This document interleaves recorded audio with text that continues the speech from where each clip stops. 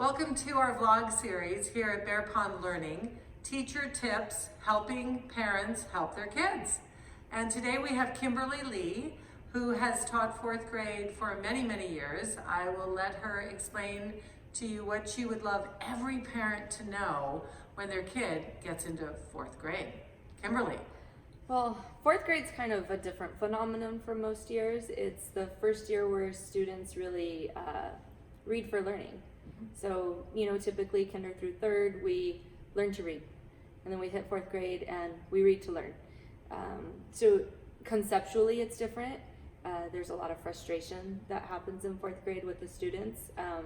So I think the biggest thing for parents to know is just understand that they're gonna be frustrated. They're gonna feel like they don't know what they're doing. They're gonna feel like they've never been in school before. And so just the support for that, because it's a whole different ballgame when you're reading to learn instead of learning to read. So, what can a parent do at home other than understand that their child is understandably and reasonably frustrated? Are there any techniques or things they can do to help? Yeah, I think simple questions when your child's reading, quite often it's like, oh, what are you reading about? I don't know. Well, I don't know. So, change the form of the question. Can you tell me one thing that you read that you remember? Instead of what are you reading about, and them thinking they have to give you the whole story when maybe they really don't remember what they were talking about. So if you formulate your question differently, allow them to come to some answers to realize that they do know what they were reading. Tell me one thing that you were learning, or tell me one thing you felt was interesting, and why do you think that's important? I think when you're hitting fourth grade and you're reading to learn, that why is super important. So why did that resonate with you? Why did you pick that piece of information? Why is that something you remembered?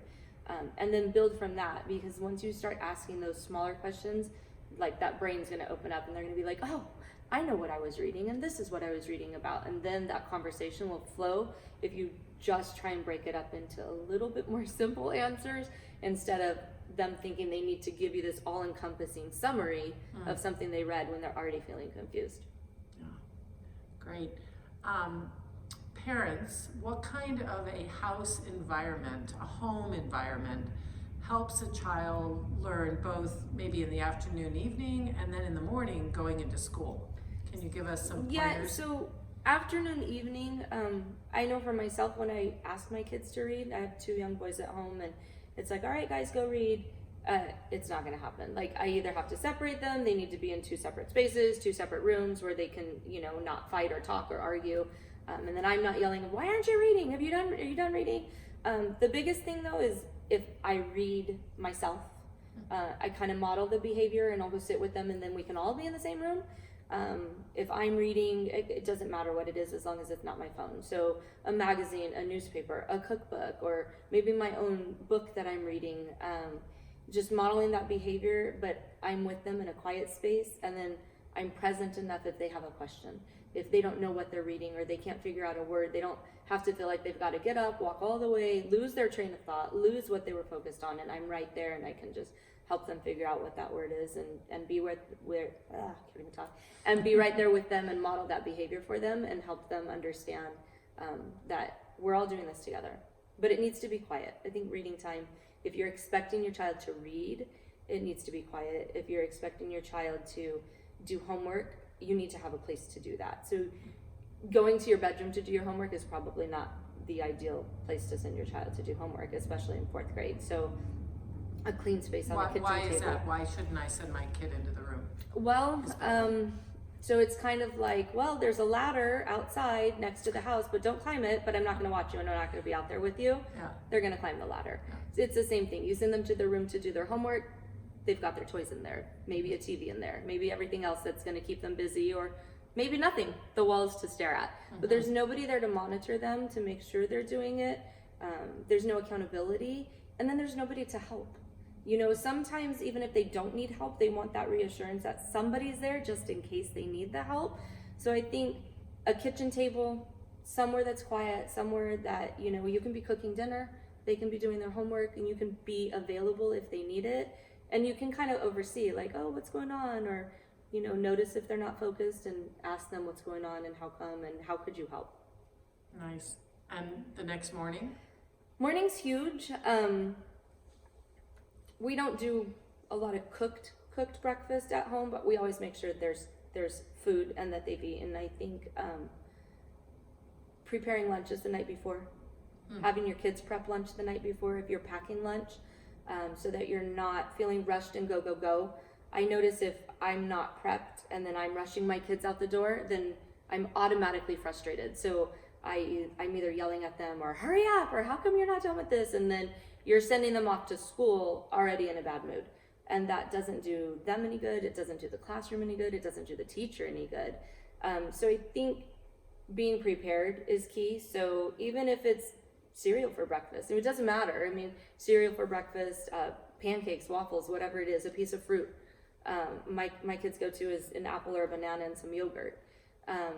But lunches are prepped, and we're not yelling and screaming, and we're not rushing out the door. And maybe know what your child's issues are. If they're having a hard time getting dressed, lay the clothes out the night before. Figure out what it is that's causing that morning frustration, and then just find a way to fix it the night before.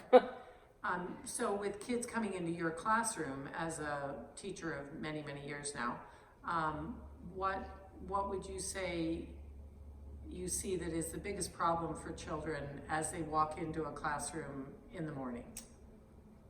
Being on time. Okay. I think I don't like to be late.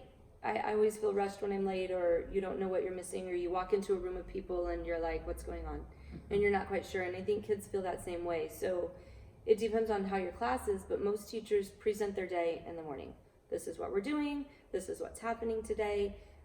Possibly even small little mini lessons in the morning, so that the kids, once they're done, they know what they're starting on next. Changes that might be happening. What if you got something going on that day that was special, that wasn't planned, or you're taking something out that somebody was kind of looking forward to? And if you come in late and you miss all of that, nobody's going to take the time to regurgitate and go over that with you, because now it's time to work. So if you're missing that, and then everybody knows what comes next and you don't, it's an unincluded feeling, and nobody wants to sit in class and feel unincluded, and that's a bad way to start a day. I think if kids can't eat breakfast at home, send a granola bar. Send something that they can eat at school. Send a banana, send an apple. I had a child earlier this year who wasn't eating well, and his mom literally brought in a whole box of granola bars just to have, for the just in case. Just in case we miss it, there's something here. So teachers are usually pretty good about working around stuff like that too, because they're not going to focus if they're hungry. So eating something, having maybe a calm morning where you're not getting screamed at, and being on time are like really big keys for having a good day at school. Yeah. So to wrap up, what is one behavior that really drives you crazy as a teacher, that a parent might be able to help at home with? And what is one behavior that you really love, that you just are like, I wish every kid would come in and do that thing?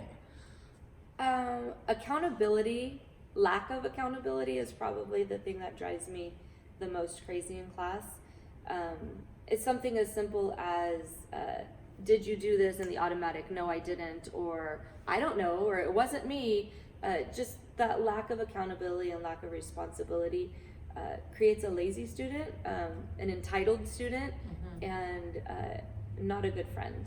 So it just makes the classroom environment hard. So there's a lot of simple ways to fix that, just having chores, maybe a chore list, maybe making sure that they do something every night that they don't want to do, because that's what they need to do. Because nobody wants to be in class learning all day long, but these are things we need to do. I think that's a big kind of pet peeve, not having that accountability. Something that I love, I just love seeing when kids are excited to learn, and they don't have to be good at it. That's the thing, is they're not all good students. They're not all going to be the best. They're not all going to be straight A students. But to understand the importance of effort is huge. And that's something that's so fixable at home. Like, it doesn't have to be done well. It just had to be tried hard. So, instead of saying, you missed that spot on the floor, well, good job for trying. Thank you for your effort. I think that's huge, because I think when you acknowledge that somebody tried hard for something, they're willing to try harder the next time. You don't always have to point out the mistakes. Oh, wonderful. Well, thank you, Kimberly. I know that you've helped me as a parent and educator, and I'm sure you have helped everyone who watches this. Thanks for being here with us. Yep, thank you. Goodbye from Bear Pond Learning.